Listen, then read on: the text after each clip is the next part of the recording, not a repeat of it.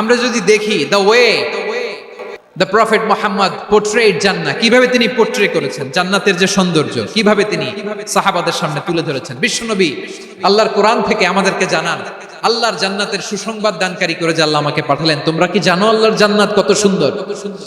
কোরআন থেকে বিশ্বনবী আমাদেরকে জানান, ফালা তা'লামু নাফসুম মা উখফিয়া লাহুম মিন কুররাতি আ'য়ুন জাযাআম বিমা কানু ইয়া'মালুন। মানুষের কর্মের প্রতিফল হিসেবে কত চমৎকার জান্নাত রব্বুল আলামিন নাজ নেয়ামত দিয়ে পরিপূর্ণ করে আমাদের জন্য প্রস্তুত করে রেখেছেন। পৃথিবীর কোনো মানুষ সেটা জানে না। পড়েন সুবহানাল্লাহ। এটা যে কত সুন্দর, আমাদের আমলের প্রতিদান হিসেবে কত চমৎকার, fantastic, eye catching, fabulous paradise তিনি আমাদের জন্য রেডি করে রেখেছেন। এটা কেউ জানেই না, কল্পনাতেও আনতে পারে না। সুবহানাল্লাহ পড়েন।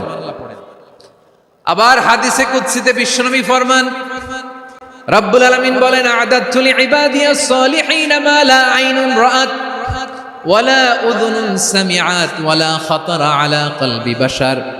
আল্লাহ বলেন, আমার নেককার বান্দাদের জন্য এমন চমৎকার জান্নাত আমি রেডি করে রেখেছি, মা লা আইনুন রাআত, কোন চোখ সে জান্নাতকে দেখে নাই, ওয়ালা উযুন সামিআত, কোন কর্ণকুহর সেই জান্নাতের আওয়াজ শুনে নাই, ওয়ালা খাতারা আলা কলবি বাশার, মানুষ কল্পনাতেও জান্নাতের ছবি আঁকতে পারে না। সুবহানাল্লাহ, কল্পনাতেও ছবি আঁকতে পারে না। পৃথিবীর যত বিখ্যাত বিখ্যাত ডিজাইনাররা আছে সবাইকে একসাথে বসিয়ে যদি আমরা বলি, জান্নাতে যে চেয়ারের মধ্যে আমরা বসবো এই চেয়ারের একটা ডিজাইন করেন তো, কোটি কোটি ডিজাইনকে একসাথে করা হলেও জান্নাতের একটা চেয়ারের ডিজাইন হবে না। কেমন জান্নাতে আমরা যাব?